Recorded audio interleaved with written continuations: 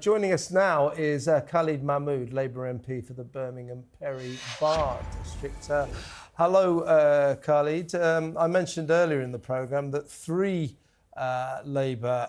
senior Labour MPs have complained that Keir Starmer will not call for a ceasefire in the Middle East. What is your position on that? Are you demanding that Keir does just that and joins the international calls for a ceasefire in Gaza?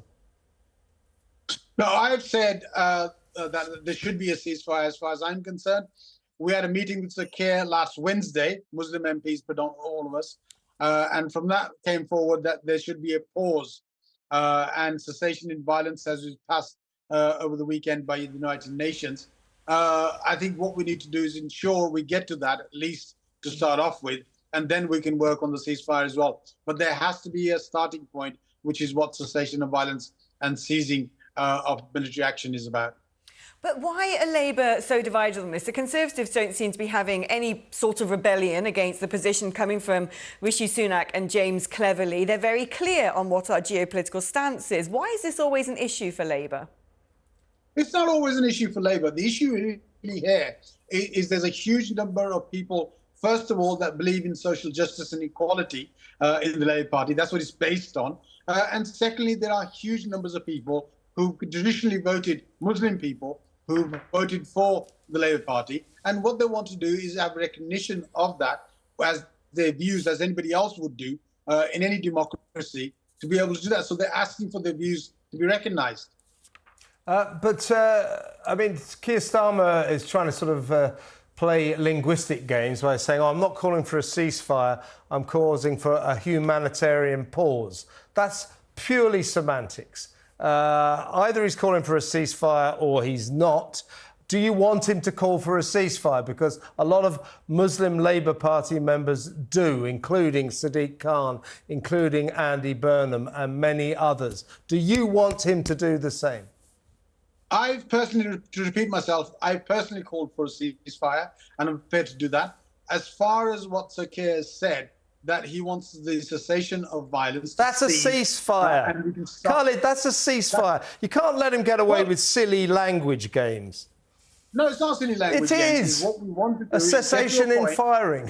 Get to a point where we want to move forward on that. And the only way you can do that is stop this collective issue of just basically strangling people in the environment that they're in, through no fault other than being Palestinians and other than being having to live in Gaza.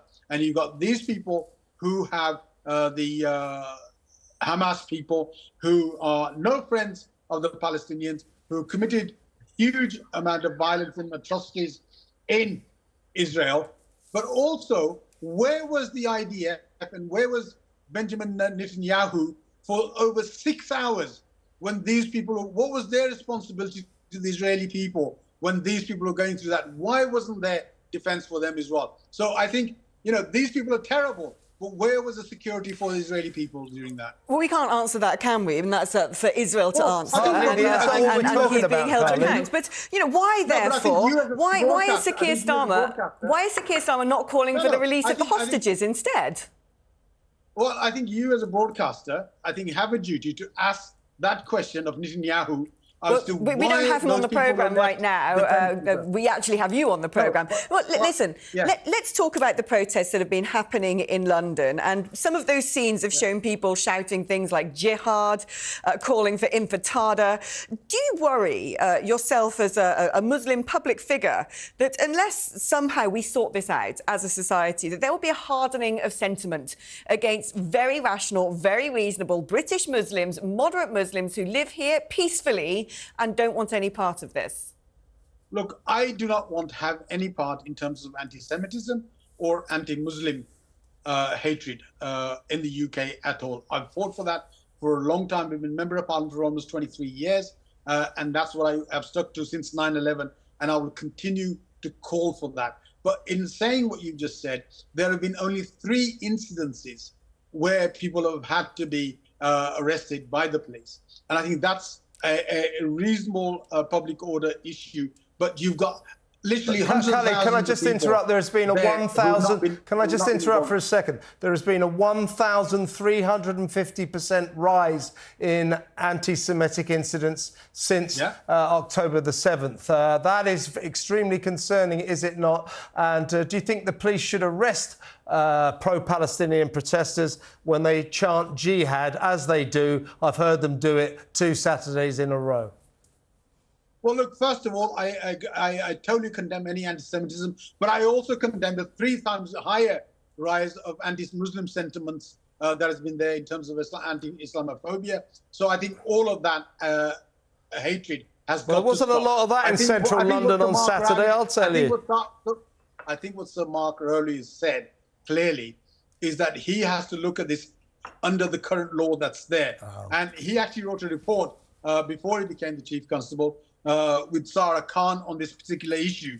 And they clarified the fact that there wasn't current law to deal with that. And that was about 4 years ago. And I think the government should have acted in that. And I think the government needs to act to ensure what the law is and how the police can work. So jihad is a call to holy war. That's a call to violence. No. That's against the law. No. Jihad is about a personal war as well. It's about personal dedication. It's about You think that's what they were chanting about on Saturday, do you? That's a nonsense. Look, well, you can say that, but that's a nonsense to say that's what they were chanting on Saturday. What do we want? We want internal conflict to become better Muslims. He has to work within the confines it's nonsense. Of what the law is, and he has said that. He said that. Yeah, but that's him. That's him. I don't see why the police need to consult people to find out what the law is. They should know what the law is. A call to violence is against the law. Damaging statues is against the law. At the very least, I think it'd be fair to say, and I am no etymologist when it comes to words used in the Islamic faith, but it'd be fair to say that certainly a proportion of people shouting the word jihad know at the very least it would be provocative. Yes. Do you not think what we need then in this country is leadership from figures like yourself to clarify what is acceptable? Because there'll be a huge proportion of the population who will find hearing the word jihad really quite disturbing. Well, I have worked with Sir Mark Rowley and with Sarah Khan when they presented the report, and I continue to work with them on this issue. They said over 4 years ago, in terms of operational policing, they need to look at the guidance they get from the government in terms of law that they can apply. And that is where I'm at. I'm totally, fully behind Sir Mark Rowley on this, and he needs support on that. Do you realise a lot of people aren't behind Sir Mark Rowley on this? A lot of people, like myself, are confused at this new form of policing. People break the law. We need clarity. We don't know what the law is. You're a copper. You ought to know. So you do understand, Khalid, that when you say you're right behind Sir Mark Rowley, millions of British citizens are very definitely not behind him. Well, they need to be, because he operates the law. The Crown prosecution advises him on what he can charge and what he can't charge. So until they have real that's legal not technically guidance, true, is it? They can't do that. It is. They don't advise him. The police come up with the charges, and then the CPS decide whether or not to proceed. They don't actually advise first.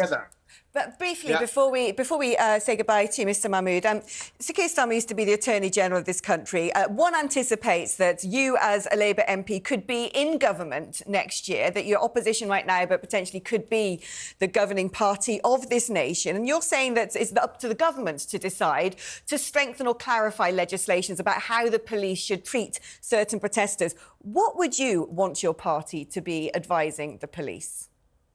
Well, first of all, I'm a backbencher. I don't think I'll actually be directly in government. But in terms of your question, I think certainly I would respect the report that was presented by Sir Mark Rowley and Sarah Khan to be implemented in law and to move forward with that. That's what they asked for over 4 years ago, and that's the way forward.